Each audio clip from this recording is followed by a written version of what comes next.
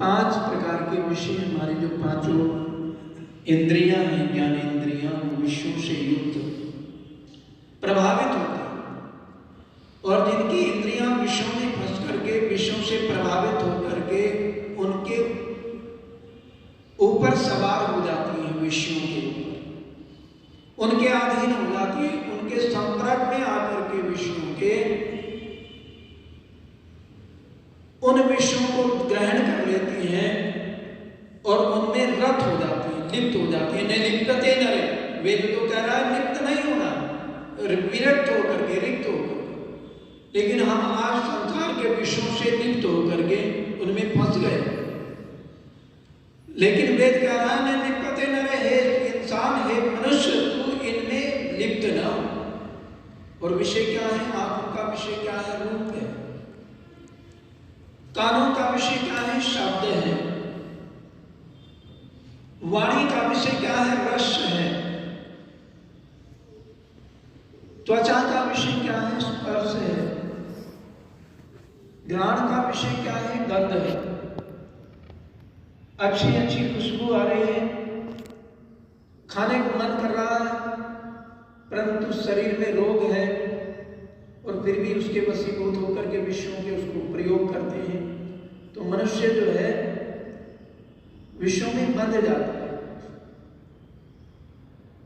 त्वचा का स्पर्श है, तो इन विषयों वासनाओं में जब मनुष्य फंस जाता है तो शरीर का, उसके जो लक्ष्य है उसका ह्रास हो जाता है। लक्ष्य क्या है? मोक्ष का लक्ष्य।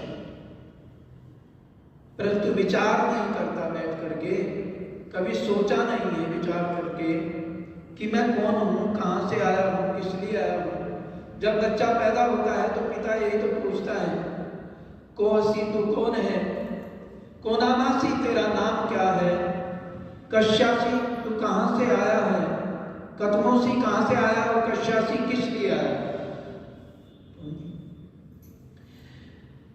ये प्रश्न सारी उम्र हमारे सामने खड़ा रहता है, पर हम जान नहीं पाते कि हम कौन हैं, कहां से आए हैं, क्या करना है, क्या नहीं करना है, कहां जाना है, कहां ठिकाना है।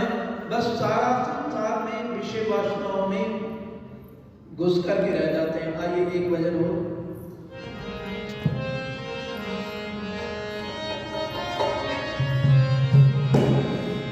अरे सोचा भी है प्राणियों ने कभी बैठ कर अकेले में, कौन तेरा तू है पिछड़ा दुनिया के मेले में। सोचा भी है प्राणी कभी बैठ कर अकेले में, कौन तेरा तू है पिछड़ा दुनिया के मेले में।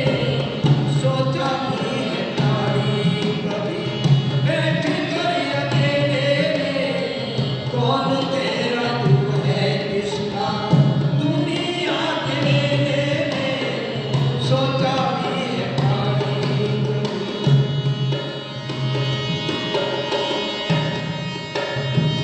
कहां से तू आया है और कहां तुझको जाना है। कहां से तू आया है और कहां तुझको जाना है। यह भी न जाना तुझको जाना मन जाना है। लुटा सब खजाना तेरा, लुटा सब खजाना तेरा, कोटि कोटि देने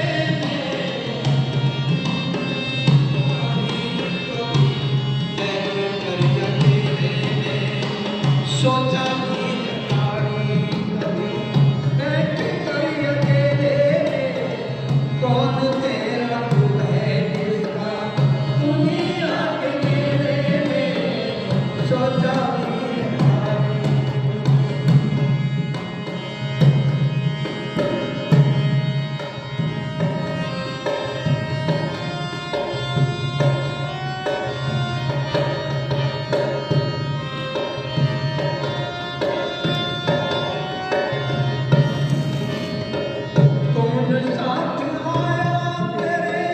कौन साथ जाएगा, कौन साथ आया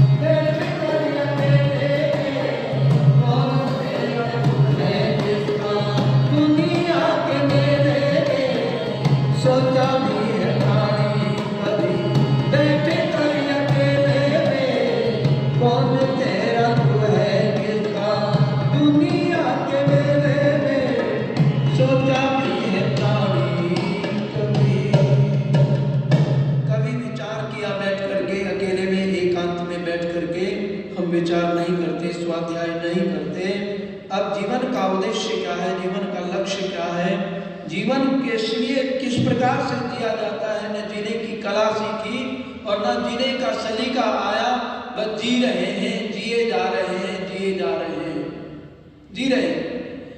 लेकिन बड़ा सुंदर कहा है किसी कवि ने, खून और पसीने में बड़ा अंतर है, जैसे पत्थर और नगीने में बड़ा अंतर है। खून और पसीने में बड़ा अंतर है, जैसे पत्थर और नगीने में बड़ा अंतर है। मुर्दा भेड़ों की तरह जी रहे हैं जीने वाले, प्रश्वास लेने में और जीने में बड़ा अंतर है। श्वास लेने में और जीने में बड़ा अंतर है। जीना किसको कहते हैं? जीना उसको कहते हैं जो आनंद में जीता है, प्रभु के आश्रय पर जीता है, समाज में हंसकर जीता है, समाज को जोड़ करके जीता है, समाज से मैत्री करके जीता है, समाज से समर्पण भाव से जीता है, परिवार से समर्पण भाव से जीता है। पर आज हमारे परिवार भी टूटते जा रहे हैं, बिखरते जा रहे हैं। क्यों? क्योंकि हमने मनुष्यता को छोड़ दिया। मानवता के जो गुण होते हैं, मानवता का जो श्रृंगार है, उसको हमने छोड़ दिया। बनावटी श्रृंगार तो कर रहे हैं, पर जो असली मानवता का श्रृंगार है वो क्या है?